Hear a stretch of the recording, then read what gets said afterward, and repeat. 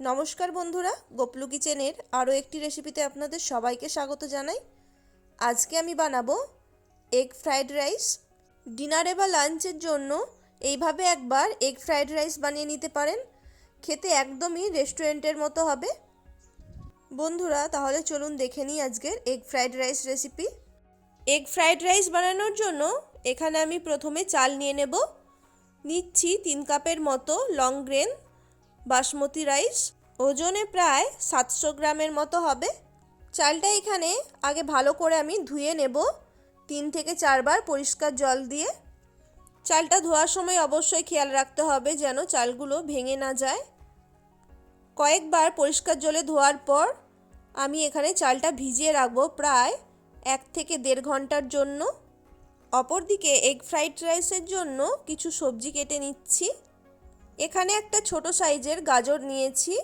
গাজরের খোসাগুলো পিল করে নিয়ে এবার ছোট ছোট টুকরো করে কেটে নেব। সাথে নিয়েছি একটা রেড বেল পেপার, একটা ইয়েলো বেল পেপার, অর্ধেকটা ক্যাপসিকাম আর অর্ধেকটা বাঁধাকপি। আপনারা চাইলে এই রেসিপিটার মধ্যে আপনাদের পছন্দ মতো আরও কিছু ভেজিস অ্যাড করতে পারেন, যেমন বিনস, মটরশুঁটি, স্প্রিং অনিয়ন। এই সমস্ত সবজিগুলোকেও ছোট ছোট টুকরো করে আমি কেটে নিচ্ছি। বাড়িতে অল্প সবজি দিয়েই কিন্তু এই রেসিপিটা খুব সহজেই বানিয়ে নেওয়া যায়, আর খেতে কিন্তু বন্ধুরা ভীষণই টেস্টি হয়। দেখুন, এদিকে আমি ইয়েলো বেল পেপারটাও ছোট ছোট টুকরো করে কেটে নিচ্ছি।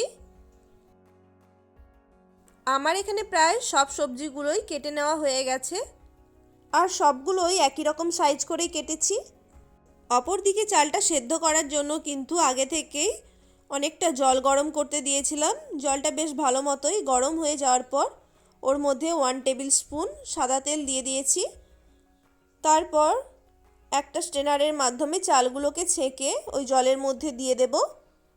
একটা স্ট্রেনার দিয়ে চালগুলো মাঝে মাঝে এভাবে উপর নিচ করতে থাকবো যাতে চালগুলো ইভেনলি বয়েল হয়।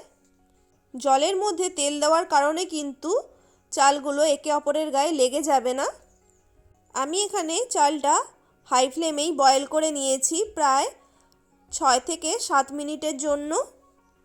প্রায় 1.5 ঘন্টার মতো চালটা ভিজিয়ে রাখার কারণে চালটা কিন্তু খুব তাড়াতাড়ি সেদ্ধ হয়ে গেছে। বন্ধুরা, আমি কিন্তু এখানে চালটা 90%-এর মতো সেদ্ধ করে নিয়েছি, আর বাকি 10% ঝুড়িতে থাকা অবস্থাতেই হয়ে যাবে। একটা স্ট্রেনার দিয়ে ভাতটাকে এখানে ছেঁকে আমি একটা ঝুড়ির মধ্যে রেখে দিচ্ছি। ঝুড়ির মধ্যে রাখার কারণে ভাতে থাকা এক্সট্রা জলও ঝরে যাবে, আর ঝুড়ির মধ্যে হাওয়া চলাচলের জন্য ভাতগুলো কিন্তু খুব বেশি নরমও হয়ে যাবে না। কড়াইয়ের মধ্যে 2 টেবিল স্পুনের মতো সাদা তেল দিয়ে দেব। এখানে আমি এগ ফ্রাইড রাইসের জন্য ডিমগুলো ভেজে নেব। আমি এখানে 5টা ডিম নিয়েছি। ডিমগুলোকে সরাসরি তেলের মধ্যেই ফাটিয়ে দিয়ে দিচ্ছি। এর মধ্যে দিয়ে দেব 1/2 টিস্পুনের মতো লবণ আর 1/2 টিস্পুন গোলমরিচ গুঁড়ো। এবার ডিমগুলোকে ভুজিয়ার মতো করে ভেজে নিতে হবে। এই একই রকম নিয়ম ফলো করেই কিন্তু বাড়িতে খুব সহজেই এগ চিকেন রাইস বা মিক্সড ফ্রাইড রাইস বানিয়ে নেওয়া যায়। ডিমগুলো এখানে আমার ভেজে নেওয়া হয়ে গেছে। এবার একটা প্লেটের মধ্যে ডিমগুলোকে তুলে নিচ্ছি।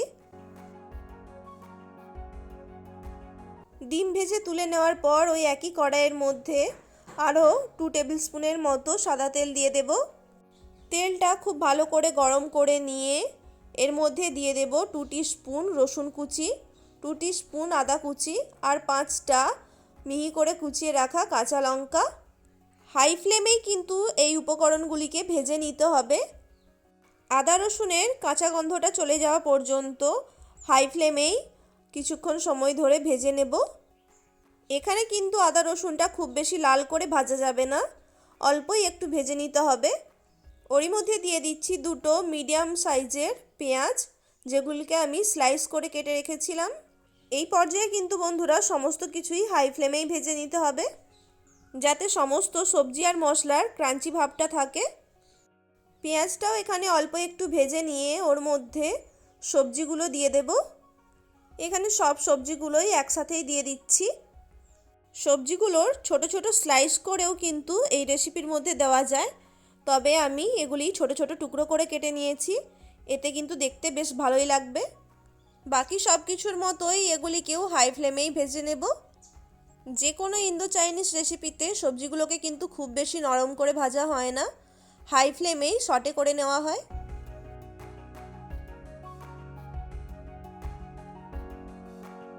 সবজিগুলো আমার এখানে ভালো করে ভেজে নেওয়া হয়ে গেছে।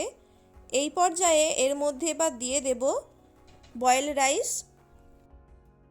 কড়াইয়ের সাইজটা একটু ছোট থাকার কারণে ভাতগুলো ঢালার সময় একটু আমার বাইরের দিকে পড়ে গিয়েছিল। গ্যাসের ফ্লেমটা আমি মিডিয়ামে রেখেছি আর ভালো করে সমস্ত কিছু এবার মেশাতে থাকবো। কড়াইয়ের সাইজটা একটু ছোট থাকার কারণে আমি এখানে শুরুতেই সবজিগুলোর সাথে ভাতটা মিশিয়ে নিচ্ছি। আর অবশ্যই কিন্তু হালকা হাতেই সবজিগুলোকে মিশিয়ে নিতে হবে ভাতের সাথে। এবার এর মধ্যে দিয়ে দেব ভেজে রাখা ডিম।